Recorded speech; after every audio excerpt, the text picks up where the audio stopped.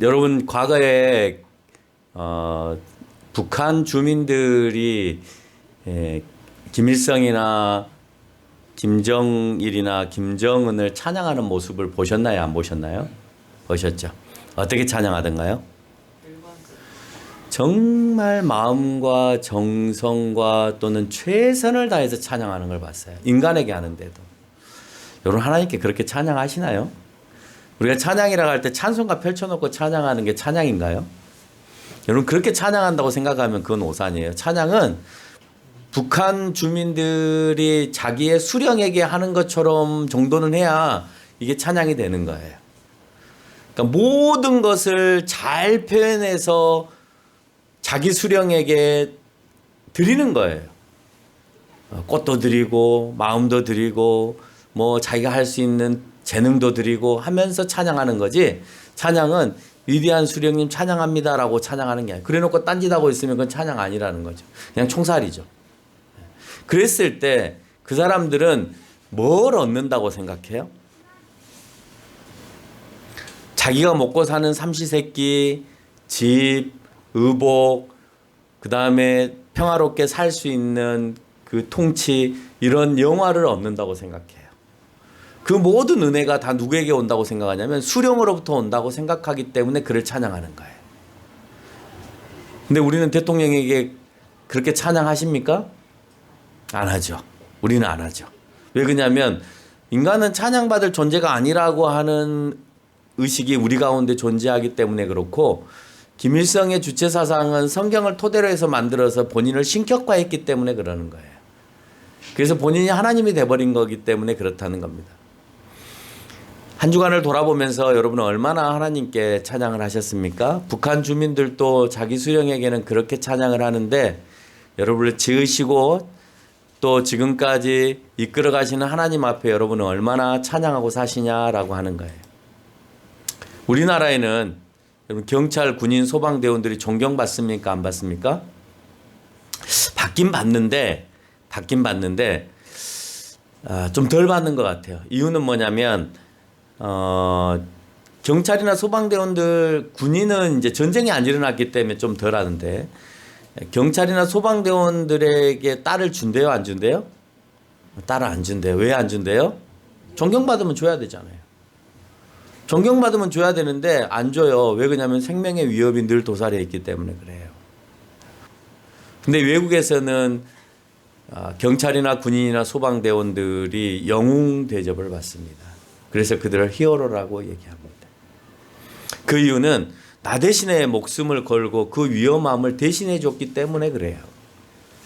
정말 내가 하지 못하는 일을 저 사람들이 해줬기 때문에 우리는 그 감사의 표시를 어떻게 해야 될까? 최대한 이 사회 안에서 예우를 해줘야 되겠다.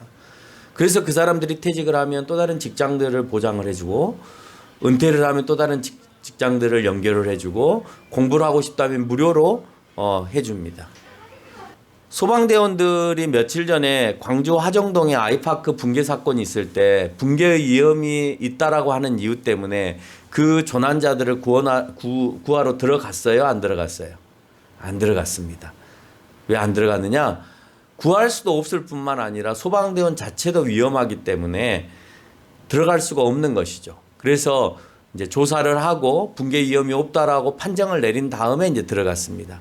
그러니까 그 전까지는 유가족들도 이미 이제 함몰되었거나 아니면은 건물이 내려앉은 상태에서 살아날 확률이 없으니까 소방대원들이 안전진단을 하고 나서 들어갔으면 좋겠다. 소방대원들의 생명도 소중하다라고 유가족들이 얘기를 해줌으로 인해서 소방대원들이 최대한의 안전진단을 거쳐서 그 아파트 붕괴 사고 현장으로 들어간 것을 우리가 TV 매스컴을 통해서 보게 되었습니다. 만약 인간은 안전하지 않기 때문에 그런 상황이 되어지면 아무리 내가 히어로라고 하는 칭호를 받고 위험을 무릅쓰고 그 일을 한다 하더라도 잠깐 멈춥니다. 그리고 생각을 하게 되고 또 대비를 하게 되고 준비를 해서 그 일을 진행해 갑니다. 만약 하나님께서 완벽하지 못하셔서 뭘 좀 고쳐야 되겠어. 뭐 지구가 좀 도는 게 좀 잘못됐어. 나사를 좀 더 조여야 될 것 같아. 중력의 힘을 좀 빼야 될 것 같아. 자기장의 힘을 좀 덜 줘야 될 것 같아. 태양으로부터 오는 많은 광선들의 부분들을 좀 덜 보내야 될 것 같으니 잠깐 멈춰야 될 것 같아 라고 해서 우주의 은행을 잠깐 멈췄다고 생각해 봅시다. 어떤 일이 벌어질까요? 길게도 하지 말고요. 한 10초만 아니면 한 1분만 잠깐 멈춘다고 생각해 봅시다. 그래서 하나님은 완벽하지 않으시면 안 되는 거예요. 단 1분만 멈췄을 때 일어나는 일은 엄청난 일이 벌어집니다. 지구는 자전을 멈추게 되죠. 그러면 1300km로 회전하고 있는 그 자전이 멈추면 여러분은 어지러워서 서 있지도 못합니다. 우리는 엄청난 속도가 돌아가고 있는데도 못 느끼고 있죠. 이게 신기합니다. 그 속도 밖에서 들으면요 엄청난 소리로 돌아가는 거예요. 여러분 그 돌덩어리가 130km, 1300km로 돈다고 생각을 해보세요. 얼마나 큰 소리를 내야 되겠어요. KTX가 300km로 지나가는데도 그 옆에 서 있으면 엄청난 소리를 내고 지나가죠. 예? 지하철이 100km도 안 되는 속도로 지나가는데도 옆에 있으면 소리가 나잖아요. 저도 과거에 부평에 살 때 지하철 옆집에서 살았는데 지하철 지나가면 덜컹덜컹 하는 거예요. 소리가 시끄러워요. 근데 우리에게 그 데시벨, 그 엄청난 큰 소리의 데시벨은 하나님이 듣지 못하게끔 막아놨어요. 그래서 안 들리는 거예요. 작은 데시벨도 안 듣게 하셨고 큰 데시벨도 듣지 않게 해서 우리가 들을 수 있는 한 개의 데시벨만 들을 수 있게끔 해놨기 때문에 우리가 지금 자전의 속도를 하는데도 잘 들리지 않는 겁니다. 그렇게 돌고 있다가 갑자기 멈췄을 때는 우리가 서지도 못할 뿐만 아니라 모든 만물이 자전과 공전을 통하여서 햇빛을 보고 또 저녁이 되어지고 낮이 되어져서 이 모든 만물이 움직여가고 다시 소생되어지고 하는데 그게 다 멈춰버려요. 심지어는 썰물과 민물도 우리가 자전을 통하여서 이루어지고 있잖아요. 여러분 바다의 물의 흐름이 막 이렇게 돌고 있는데 멈춘다고 생각해요. 여러분 세숫대도 이렇게 덜컹덜컹 이렇게 하고 가다가 갑자기 멈춰보세요. 그럼 어떻게 돼요? 다 넘쳐버리죠. 육지에 해일이 일어나 버리는 거예요. 그러면요 다 죽는 거죠. 지구의 70%가 물로 구성이 되어 있는데 그 엄청난 물들이 싹 쏟아져 버리는 겁니다. 대환란이 일어나겠죠. 세상이 돌아가는 운행과 계획이 있고 그 계획과 운행 속에서 잘 진행되어지기를 원하고 있어요. 그 패턴대로 계속 잘 돌아가기를 원하는 겁니다. 그걸 매뉴얼이라고 하고 그 매뉴얼대로 모든 것들이 잘 움직여져야 순리대로 가는 겁니다. 그 매뉴얼을 바꾸기 위해서 멈춰버렸을 때 대혼란이 일어나는 거예요. 하나님께서 얼마나 우리를 잘 만들어 놓으셨고 잘 유지하고 계시는가 하는 것을 우리는 지금 알 수 있는 거죠. 한 번도 멈추지 않고 지금까지도 끊임없이 계속해서 그 계획대로 움직여 가고 있다는 것에 대해서 우리는 감사와 찬양을 안 할 수가 없는 거예요. 근데 우리는 그걸 못 보고 있다는 겁니다. 그렇게 감사할 일이 엄청나게 우리 가운데 벌어지고 있는데도 불구하고 우리는 그걸 감사하지 못해요. 오늘 본문은 크게 세 가지로 구분되어 찬양하고 있습니다. 1절부터 3절은 우주와 영계를 향하여서 찬양하라라고 얘기를 하고 있어요. 4절부터 10절까지는 자연의 모든 만물들 너희들이 찬양해야 된다라고 얘기를 하고 있습니다. 11절부터 13절까지는 인간들을 향하여서 남녀노소 빈부귀천을 막론하고 모두 다 찬양해야 된다라고 하는 거예요. 믿는 사람만 찬양하는 게 아니에요. 모든 우주 만물을 누가 쓰고 있고 누가 관리하고 있어요? 여러분 지구라고 하는 이 조그마한 생태를 믿는 사람만 누리고 사나요? 믿지 않은 사람도 함께 누리며 사나요? 함께 누리고 살기 때문에 모두가 하나님께 찬양해야 되는 것이지 하나님을 믿는 사람만 하나님을 찬양하는 것은 잘못된 것이라는 겁니다. 오늘 시편 148편은 모두를 얘기하는 겁니다. 결론은 눈에 보이는 것이든 보이지 않는 것이든 모든 하나님의 피조물은 찬양해야 되는 것이고 그래서 어떤 피조물이든지 찬양받을 존재는 없는 것이며 오직 여호와만 찬양을 돌릴 수 있는 것입니다. 여호와께만. 그래요 안 그래요? 그래요. 그래서 인간들에게 찬양하지 않아요. 과거에는 박정희 각하, 전두환 각하 또 막 그분이 막 단상에 올라가면 뭐 김정은이 김일성 부럽지 않는 환호와 찬양을 우리가 해줬습니다. 여러분 동네에 예를 들어서 박정희가 왔다 그러면요 그 날은 모든 학교 학생들이 다 도로가로 가서 줄 서 있어야 돼요. 그래갖고 찬양을 해야 돼요. 북한하고 똑같았어요. 허구한 날 그거 했어요. 좀 높은 사람 오면 맨날 가서 도로에 가서 막 이렇게 했다고요. 우리 때는. 근데 지금 안 하는 이유는 뭐냐. 너나 나나 똑같다라는 거야. 너가 대통령 자리에서 내려오면 나하고 똑같은 동네 주민이지. 근데 내가 왜 너를 그렇게 해? 근데 그때는 장기 집권을 했으니까 계속해서 그 사람이 대통령 할 걸 알고 무서워서 하라는 대로 하는 거예요. 그래서 인간은 찬양의 대상이 아니라 하나님께 찬양해야 될 대상이다라고 하는 것을 오늘 설명하고 있는 거예요. 1절과 2절을 잘 읽어보시면 뭐가 연상이 되세요? 1절과 2절을 잘 읽어보시면 뭐가 연상이 될까요? 창세기 1장 1절로 5절이 연상이 됩니다. 그 말은 뭐냐? 첫째 날의 피조물들을 연상케 하는 모습이고 그 창조된 이들이 이제 창조되었으니까 찬양해라 라고 하는 것입니다. 그게 뭐냐? 영계의 세계예요. 여러분 우리가 말하는 빛이라고 하는 것은 태양과 달이 존재해야 빛이 존재했거든요. 그렇죠? 별들이 존재해야 빛이 존재해요.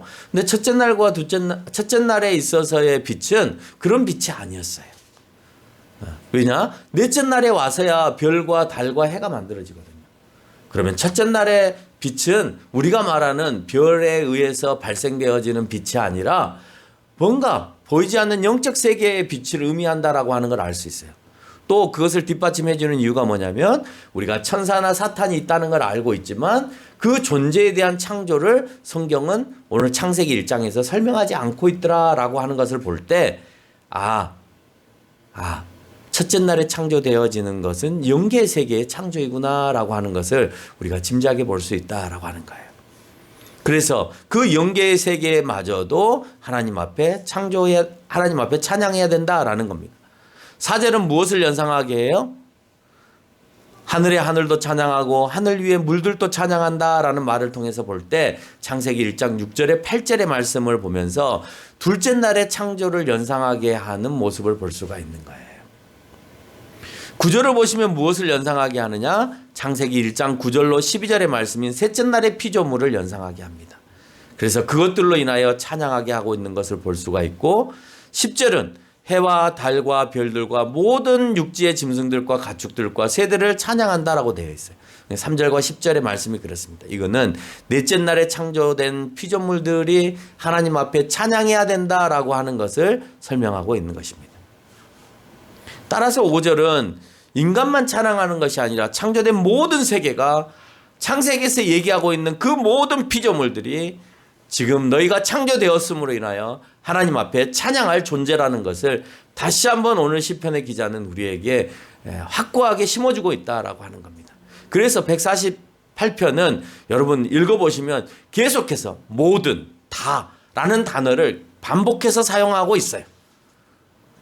믿는 사람만, 이스라엘 백성만, 너 주변에 있는 야채나 채소나 식물이나 동물들만이 아니라 모두가 다 하나님을 향하여 찬양해야 된다라고 하는 거예요. 그래서 우리는 모두를 대상으로 해서 하나님을 알게 하는 전도를 하는 겁니다. 왜?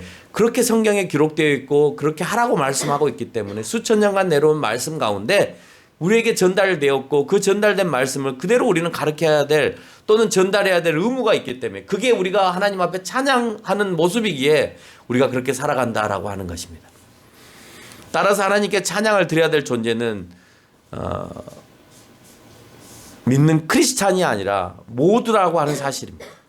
그래서 우리는 그 진리의 빛을 모르는 이들에게 알려주는 것이고 또한 모든 만물이 하나님의 섭리 가운데 운행되기 위해서 훼손되거나 망가뜨려서는 안 된다라고 하는 거예요. 왜?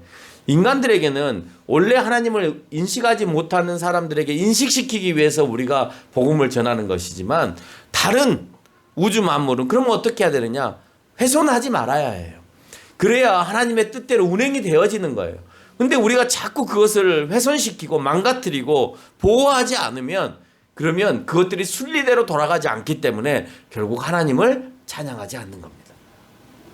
대통령을 편안하게 해주는 것, 대통령을 영광스럽게 해주는 것은 각자 공무원들이 자기 맡은 역할들을 잘 충실하게 해줄 때 대통령은 그 통치 기간 동안 뭐랄까요, 잘 통치했다라고 받는 거예요. 경제를 공부한 사람들이 경제를 잘 연구해서 지금 이 시대에 어떻게 이 어려운 상황을 극복해낼까를 고민하고 연구해서 백성들에게 이렇게 해주는 역할을 해줘야 되는 거고, 군인들이 외부에서 침입하는 것을 막기 위해서 철저하게 군인 정신으로 그 일들을 감당해 줘야 되고, 소방대원이나 경찰대원들도 마찬가지로 각자의 맡겨진 치안이나 아니면 위험에 도사리어 있는 그 상황에서 자기의 역할들을 잘 감당해 줘야 대통령이 존경받는 거예요. 그 사람들이 그 역할들을 해줄 때 마찬가지입니다. 하나님이 창조하신 모든 세계가 하나님이 계획한 대로 돌아갈 때 하나님은 영광받고 계시는 거예요. 우리는요, 하나님의 형상으로 지음을 받았기 때문에 하나님의 형상으로 돌아가서 하나님의 형상의 모습으로 가고 있는 그 사람을 보면서 하나님은 영광과 찬양을 받는 것이지, 우리가 찬양으로 하나님 찬양 받으세요, 영광 받으세요 라고 한다고 해서만 찬양을 받는 게, 그렇다고 그걸 하지 말라는 소리가 아니라 그것도 한 일환이긴 하지만 대부분은 하나님이 원하시는 하나님의 백성의 삶을 살아갈 때 하나님은 찬양받고 계시는 거예요.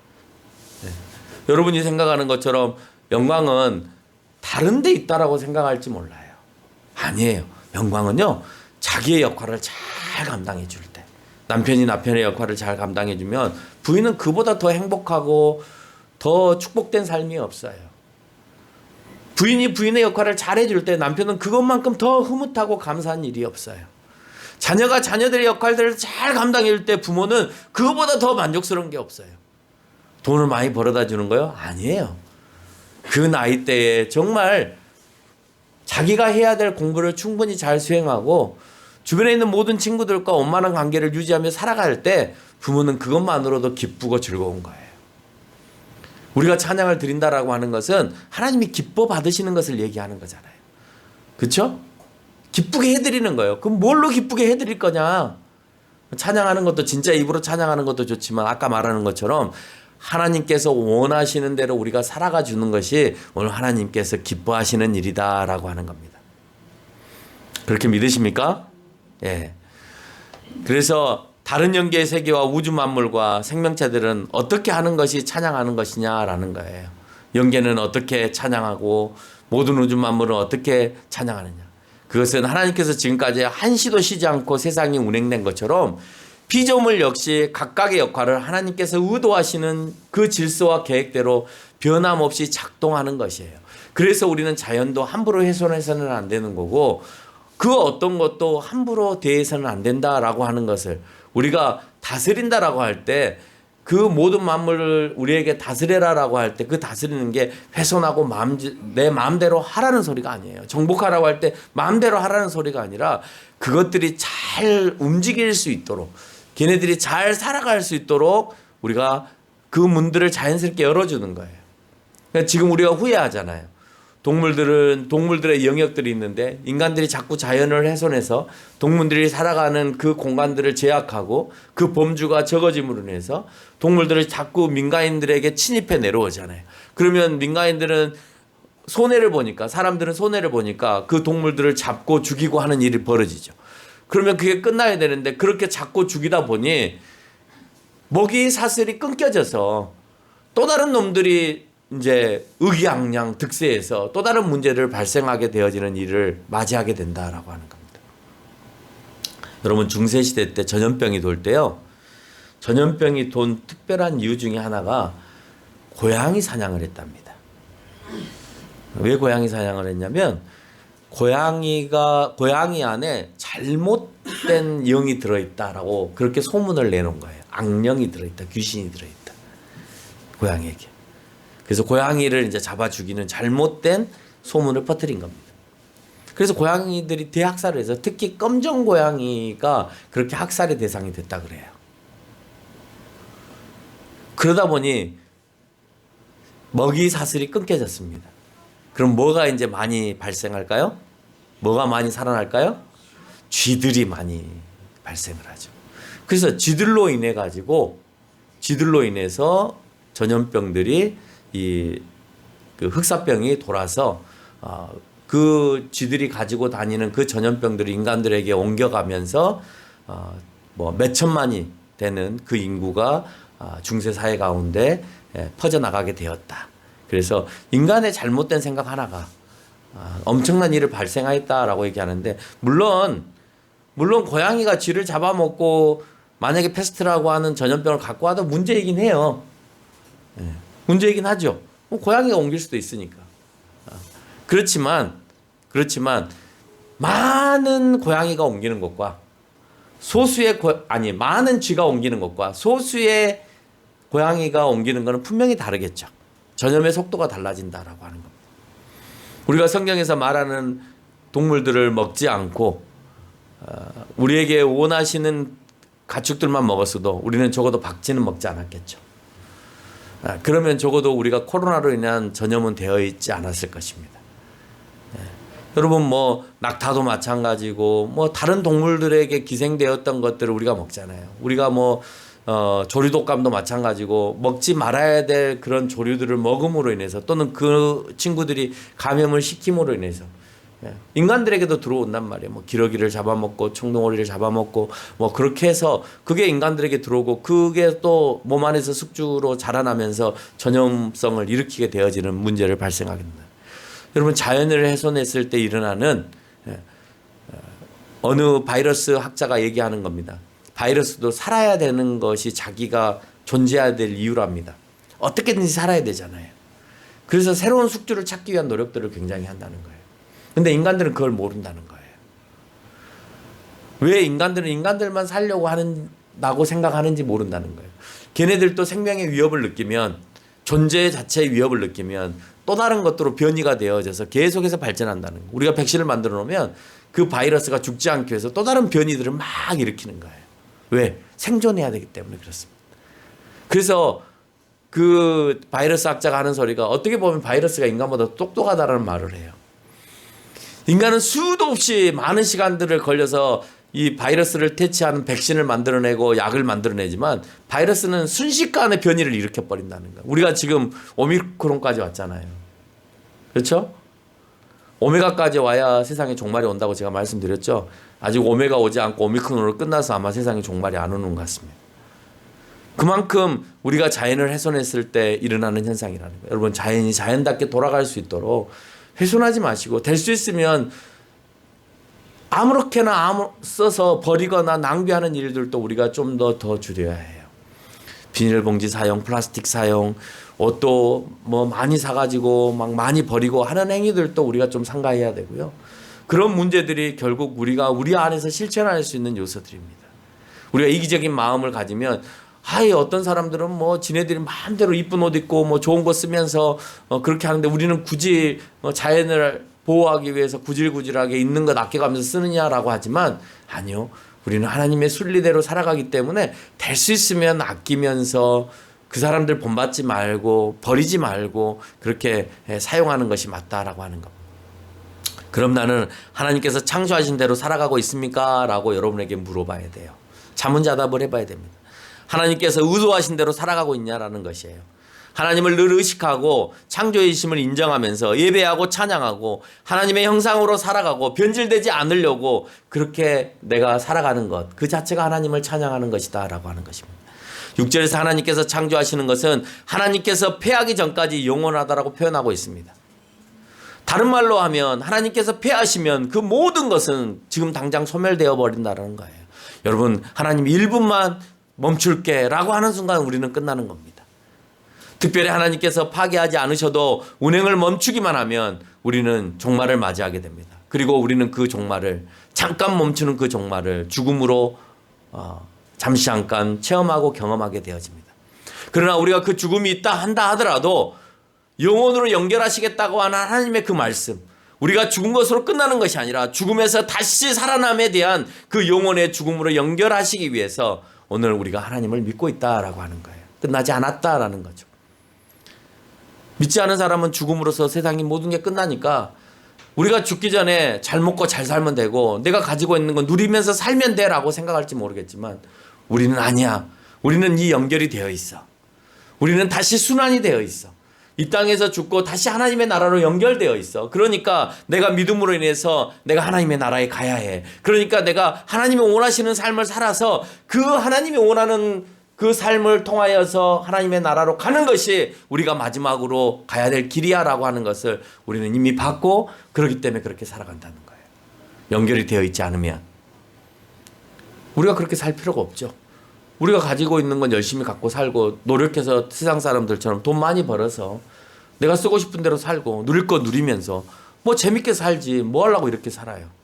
그러나 그 연결고리가 있다는 것에 대해서 확신하기 때문에 세상은 우리를 바보처럼 생각할지 모르겠지만 나중에 훗날에 가서 와 너희들은 그걸 어떻게 알았니? 라고 하면서 감탄하게 될 것이다 라고 하는 거예요. 그럼 우리는 여호와 하나님의 무엇을 찬양해야 되느냐? 본문에서 말하고 있듯이 첫 번째는 창조하신 창조주 하나님을 찬양하는 것입니다. 이 모든 것을 누가 창조했느냐? 내가 하지 않았냐. 내가 너희를 만들었다. 그러니 나는 다시 당연히 찬양받을 존재야. 너 부모를 존경해. 부모에게 막대하지 마. 부모에게 최선을 다해 하는 이유는 뭐냐? 내가 너를 낳았기 때문에. 그리고 내가 너를 키웠기 때문에. 우리를 낳고 키우신 이는 하나님이시다는 거예요. 그러니 우리는 당연히 하나님을 찬양해야 된다라는 거예요. 그 찬양을 못하고 하나님을 탓하고 하나님을 트집 잡았던 욥이 결국은 그것을 깨닫게 되어지고 하나님 앞에 회개하는 장면이 욥기서 42장에 등장하고 있다는 겁니다.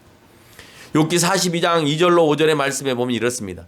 주께서 못하실 일이 없사오며 무슨 계획이시든지 못 이루실 것이 없는 줄 아오니 무지한 말로 이치를 가리는 자가 누구이니까 나는 깨닫지도 못한 일을 말하였고 스스로 알 수 없고 헤아리기 어려운 일도 말하였나이다. 내가 말하겠사오니 주는 들으시고 내가 묻겠사오니 주여 내게 알게 하옵소서. 내가 주께 대하여 귀로 듣기만 하였사오나 이제 눈으로 주를 배움나니 그러므로 내가 스스로 거두어드리고 티끌과 재 가운데 회개하겠나이다. 하나님 하실 일이 못하실 일이 뭡니까? 그 전에 하나님이 말씀하세요. 오늘 욥이 이런 대답을 하기 전에 회개를 하기 전에 하나님 누가 창조하였느냐? 누가 해를 만들어서 그곳에 놔뒀고 누가 달을 만들어서 거기에 놔뒀느냐? 내가 지금 너의 그 문제를 해결하지 못하여서 안 하고 있느냐?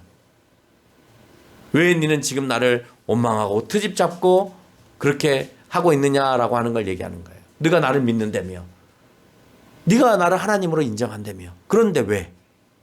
그러면 끝까지 나를 믿어야지 라는 말씀을 오늘 하나님이 하셨던 거예요. 두 번째, 하나님의 이름을 찬양하라고 하고 있습니다. 이름을 찬양하라니까 우리는 형식으로 항상 기도할 때마다 천지를 창조하신 아버지 하나님 이렇게 찬양하죠. 아니면 오늘 이제 목사님이 얘기하신 것처럼 영광과 찬양을 받으시기에 합당하신 하나님 이렇게 찬양을 하죠. 아니면 존귀하신 아버지라고 찬양을 하고 기도를 하시거나 항상 기도의 서두에 우리는 하나님의 이름의 성호를 찬양하면서 합니다. 당연히 그렇게 해야 되죠. 언어적으로도 우리가 찬양을 해야 됩니다만은 그렇게만 하는 게 아니라 하나님의 이름 가운데는 하나님의 능력이 있다는 거예요. 엘이라고 하는 것이 힘이라는 겁니다. 그래서 엘로힘이라고 하면 강한 자들, 복수를 사용해서 삼위일체를 강조하는 거예요. 우리가 하나님을 엘로힘이라고 얘기하죠. 삼위의 하나님을 얘기하기 위해서 강한 자, 힘 있는 자를 얘기하는 것입니다. 그래서 엘은 늘 하나님을 얘기할 때 엘을 붙입니다. 히브리어에서. 그래서 엘로힘 그러면 강한 자들. 또 여호와를 붙입니다. 성경에서는 여호와. 여호와를 붙이는데 그 여호와를 붙이는 이유는 뭐냐면 영원자들, 구원자로서 가장 신성하고 가장 탁월한 성호를 붙일 때 여호와라고 붙입니다. 엘로 파생되는 엘을 붙여서 만들어진 히브리어 언어들이 굉장히 많습니다. 엘 엘yon 지극히 높으신 하나님. 지극히 높으신 하나님을 얘기할 때 엘 엘론의 하나님. 히브리어 하기 싫으시면 지극히 높으신 하나님이라고 우리는 찬양할 수 있는 겁니다. 엘로이 감찰하시는 하나님. 오늘도 나를 감찰하시는 하나님. 여러분 하나님을 내 기도 가운데 끄집어 넣어서 그 능력을 내 안에서 실현하기 위해서는 그 하나님을 부르는 거예요. 엘로이의 하나님, 엘샤데이의 하나님, 엘올람의 하나님, 엘로이 차다키 하나님, 엘 카도시의 하나님이라고 하면서 정의를 논할 때는 하나님은 차다카의 하나님이시지 않습니까? 차디크의 하나님이시지 않습니까? 왜 이렇게 불의하게 살아가게 만드십니까? 라고 얘기하는 거예요. 여호와를 결합해서. 여호와는 히브리어로 이제 여호와라고도 씁니다만 같은 자음의 언어로 야훼라고도 씁니다. 그래서 야훼라는 말이 여호와이기 때문에 그것을 쓸 수 없어서 이스라엘 사람들은 야훼라고 말을 하면서도 야훼라고 쓰지 못하고 아도나이라고 썼습니다. 왜? 야훼라고 쓰는 자체가 불경건하다고 생각했기 때문에. 그래서 여호와의 이름으로 성경에 등장하는 것이 여호와 니시, 나의 깃발이 되신다. 다른 말로 하면 승리라는 의미를 갖고 있습니다. 여호와 샴마, 여호와께서 거기에 함께 하시다, 거하시다. 나와 함께 거해 주세요. 얼마든지 우리는 그 하나님의 이름이 있다는 거예요. 어떤 하나님의 능력을 내가 받고 싶습니까? 그 하나님의 성호를 부르라는 겁니다. 여호와 샬롬, 하나님 나에게 평강을 주세요. 평화를 주세요. 여호와 이레, 하나님 준비해 주세요. 그 외에도 여호와 라파, 하나님 나에게 치료해 주세요. 라는 단어들을 사용하면서 내 아픈 부위에 하나님의 능력이 임하기를 우리는 그 하나님의 성호를 놓고 기도한다는 겁니다. 우리는 이렇게 하나님을 우리가 높이기 때문에 높아진다라고 착각하는 경우가 있어요. 내가 높였잖아. 그래서 철학자들은 우리의 인식 가운데 하나님을 지워버리면 하나님은 소멸된다고 생각합니다. 그래서 하나님은 네가 만든 거야. 그래서 우리 이 교회 안에 책꽂이에도 보면은요, 만들어진 신이라는 게 있습니다. 도킨스가 쓴 책인데요. 여러분, 인간이 만들었다는 거예요. 머릿속으로 인간들이 만들었어. 네 머릿속에 지워버리잖아. 네가 만들지 않잖아. 그럼 하나님 없어. 그랬으면 하나님이 없어야 맞지요. 이미 중세를 거쳐서 근대 사회의 많은 철학자들이 300년 또는 400년 이상을 그걸 주장하고 왔지만 하나님은 절대 소멸되지 않았고 인간들 가운데서 계속해서 공존하면서 함께하고 계시다라고 하는 거예요. 또 다른 세계, 그들이 믿지 않으면, 유럽 사회가 믿지 않고 미국 사회가 믿지 않으면 한국 사회가 그걸 받아들이고 중국 사회가 그걸 받아들이고 러시아 사회가 그걸 받아들이고 인도 사회가 그걸 받아들이고 중동 사회가 받아들여가면서 계속해서 받아들이지 않는 그들에게서 하나님은 떠나시고 받아들이는 인류를 향해서 하나님께서는 계속해서 흘러내려가고 계시며 그 가운데 역사하고 계시더라는 거예요. 그래요, 안 그래요? 지운다고 지워지는 것이 아니라 지워? 그럼 난 너희에게 역사하지 않을 거야. 그래, 너희가 이성으로 그럼 열심히 한번 뭘 만들어봐. 그러나 우크라이나 사태처럼 전쟁 한번 터뜨리면 그냥 끝나는 겁니다. 열심히 이성으로 폭탄 만들어봐. 너희 똑똑한 과학기술로 비행기 만들어봐. 너희 뭐이 좋으니까 군함도 멋지게 만들어봐. 그래서 그걸로 만들어서 뭐 할 건데? 그래, 너희들 서로 죽이는 일을 할 거야? 그게 이성이야? 그게 과학이야? 라고 오늘 하나님은 얘기하실 거예요. 웃기고 있네. 그래서 결국 너희들 죽이는 일을 하고 있잖아. 그게 그걸 가지고 이성적으로 생각하는 거고 너희가 인류를 사랑하는 거라고 얘기를 해? 아니잖아요. 여러분, 저는 주중에 참 충격적인 말 한마디를 들었습니다. 우크라이나 사태가 터지고 난 다음에 전쟁이 안 일어날 걸로 생각을 했는데 러시아도 전쟁을 일으켰을 때 손해보는 게 너무 많기 때문에 안 일으킬 거라고 생각을 했어요. 그냥 뭐 선전포고 정도만 할 줄 알았어요. 근데 키예프까지 공격을 들어갔다라고 하는 것은 전면전을 하겠다라고 하는 의도가 강한 거고 지금 이제 모든 도시에서 지금 전쟁을 치르고 있죠. 그때 제가 걱정하는 것은 또 경제가 망가지고 있구나. 또 기름값은 얼마나 올라갈 거며 가스비는 얼마나 올라가고 또 해상교통이나 항공교통은 또 얼마나 그 운임비가 비싸고 가기가 어려워질까. 세계 경제는 또 얼마나 마비가 될까라는 생각을 했습니다. 지금도 어려운데 더 많은. 벌써 기름값은 계속해서 올라가고 있고요. 여러분, 최근 들어서 물가가 30에서 한 40% 정도 올랐습니다. 1,000원 하던 것이 1,400원? 뭐 다 그렇죠. 여러분 뭐 이제 마트에 가서 공산품을 사더라도 그렇습니다. 아니면 라면 한 봉지 사더라도 많이 올랐다는 생각을 하실 거예요. 왜? 밀가루부터 시작해서 원자재 가격이 다 올랐기 때문에 그래요. 근데 저게 발생하면 러시아가 가스 생산의 1위 국가예요. 뿐만 아니라 원유도 생산을 많이 하는 국가입니다. 그러면 벌써 원유나 가스가 차단이 되어지니까 조달이 안 되잖아요. 우리나라는 한 푼도 없으니까. 그러면 그 원자재 가격들이 올라가면 또 우크라이나가 밀 생산에 세계 뭐 2인가 3인가 그렇대요.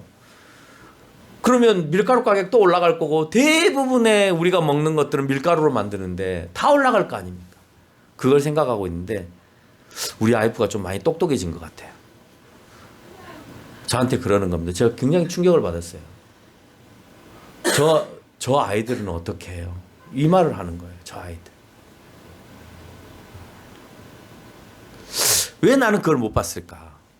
왜 저 아이들이 다치고 있는 것, 저 건물이 무너져서 저 사람들이 죽어가는 것에 대해서 내가 못 보고 왜 지금 당장 닥쳐오는 내 고난에 대해서만 보고 있을까라는 생각을 하게 된 겁니다. 그래서 내 발언들이 부끄럽더라고요. 저 사람들을 봤어야 되는데 저 사람들이 죽어가는 것이 더 안타까운 건데 내가 그걸 보지 못했구나라는 생각을 하게 된 겁니다.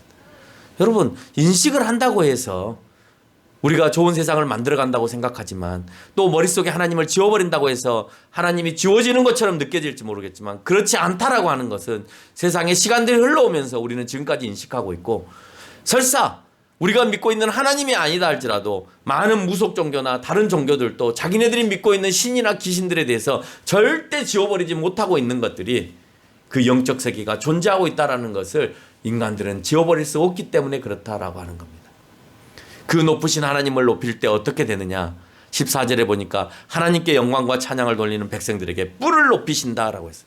여러분, 동물들에게 뿔이 있습니다. 뿔이 있는 동물들이 있습니다. 뿔이 멋있으면 그 동물은 어떻게 다녀요? 어깨를 이렇게 올리고 다닙니다. 뿔이 멋있으면 막 이렇게 다닙니다. 위용을 드러냅니다. 그리고 적이 나타나면 뿔을 탁 세워가지고 내 뿔이 이 정도야 라고 딱 합니다. 여러분, 사슴 뭐 이렇게 그 뭡니까?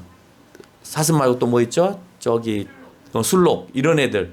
여러분, 싸울 때 봐보세요. 딱 서가지고 뿔부터 딱 이렇게 들이댑니다. 나 멋있지? 이러고요. 위용이에요. 위협을 느끼게 하는 겁니다. 여러분, 내 뿔을 높이신다는 거예요.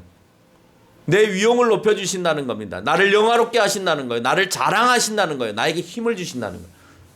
동물들에게 그런 역할을 한다면 그걸 나에게 주신다라고 하는 겁니다. 어떻게 하면? 네가 나를 높이면 나는 너를 영화롭게 한다는 거예요. 그래서 오늘 본문의 제목이 너희가 찬양할 때 영화가 나에게 따라오는 순환의 연결이 계속되어진다는 겁니다. 너희가 찬양할 때 너희는 영화의 하나님의 나라로 들어오는 순환의 고리가 연결되어지는 거예요. 내가 찬양을 멈췄기 때문에 내 삶이 팍팍하고 힘든 거예요. 기쁘지 않는 거예요. 내 안에 평안이 없는 거예요. 그걸 내가 단절해버렸기 때문에 오늘 하나님께서 너희가 찬양을 멈추지 않을 때 나를 향하여서 내가 너희를 만들었던 원래 순리대로 너희가 살아가 주면 나는 너희에게 주고자 하는 그 영화를 계속해서 주겠다라고 하는 겁니다. 힘도 주고 너희가 자랑할 수 있는 능력도 주고 세상에서 멋있게 향기도 품을 수 있고 너희가 가지고 있는 것들을 너무 자랑스럽게 나타낼 수 있는, 여러분, 내가 뭐 대통령이 돼야 멋있지만은 않아요. 세상에서 정말 멋진 일을 하고 있으면, 좋은 생각과 좋은 멋진 일, 하나님이 원하시는 그런 생각들을 하고 있으면 세상은 나를 향하여서 카메라를 들이대고 와, 이런 사람도 있습니다라고 자랑해줘요. 그래요, 안 그래요? 우리가 그거 못하고 있는 거죠. 대통령에만 카메라가 들이비치는 거 아닙니다. 우리가 생각하는 그 뿔의 개념은요, 하나님의 모습대로 살아가기만 하면 되는 거예요. 그 형상대로 살아가기만 하면 세상은 우리를 흠모하기 시작하는 거예요. 어떻게 저렇게 살아갈 수가 있어? 와, 너무 멋있다. 세상은 저렇게 가는데 저 사람은 세상과 전혀 상관없이 멋지게 살아가네? 라고 하는 겁니다. 여러분, 그러면서 자연스럽게 우리는 영화를 받는 거예요. 그걸 오늘 하나님께서 얘기하고 계시다는 거예요. 영화롭게 된 백성은 다시 하나님을 찬양합니다. 그러나 하나님을 향한 찬양이 끊기면 영화도 끊기는 거고, 끊기기 때문에 하나님이 안 계시는 것처럼 느껴지는 거예요. 그래서 멀어지는 거예요. 그 멀어짐을 다시 땡겨와야 되는 겁니다. 그 순환 안으로 집어넣어서 다시 하나님을 찬양하고 하나님을 세우는, 내가 그래서 하나님께 하나님의 형상으로 닮아가기 위한 노력들을 할 때 다시 내 가운데는 평안이 오는 겁니다. 이 순환이 계속해서 돌아가지 않을 때 우리에게 영화와 하나님의 백성으로서 위험이 없는 것이고, 따라서 그런 영화와 위험을 맛보지 않는 사람은 하나님께 찬양할 수 없는 것입니다. 여러분이 찬양하지 않고 계시다? 하나님이 원하는 백성으로 살고 있지 않다? 라고 하는 것은 여러분, 하나님으로부터 영화를 누리지 못하고 있다라는 말이 되는 거예요. 영화를 누리고 계시다면 하나님으로부터 내가 하나님의 능력을 위임받아서 영화롭게 자랑스럽게 그렇게 하나님이 기뻐하시는 삶으로 살아가고 계시다는 것은 여러분이 찬양하고 계시다라는 또 다른 반증이 되는 겁니다. 말하시지 않아도 돼요. 여러분이 신앙이 있는지 믿음이 있는지 하나님을 찬양하고 계시는지 안 하는지 여러분 말하지 않아도 다 보여요. 여러분도 보실 수 있어요. 아, 저 사람은 신앙이 있구나. 믿음이 있구나. 하나님을 늘 찬양하며 살아가고 있구나. 보실 수 있죠? 여러분도 보실 수 있는데 하나님이 못 보시겠어요? 반대로 영화로운 삶의 위험이 있는 이에게는 하나님을 향한 찬양이 있고 그래서 계속되는 은혜와 영화가 순환으로 연결되어진다는 겁니다. 결론을 맺겠습니다. 하나님은 창조주 하나님이시기에 또한 구원자이시기도 합니다. 만드셨으니까 건져내는 것도 하실 수 있는 거예요. 우리는 물질 세계를 창조하신 하나님을 믿으며 찬양이 끊임없을 때 나에게 다시 구원자의 하나님으로 돌아오셔서 이 땅에서 끝나지 아니하고 영원한 세계로 다시 연결하셔서 영원히 살게 하신다는 사실들을 우리는 잘 알고 있습니다. 그 알고 있는 사실들을 기억하면서 살아가시는 저와 여러분이 되시기를 바랍니다.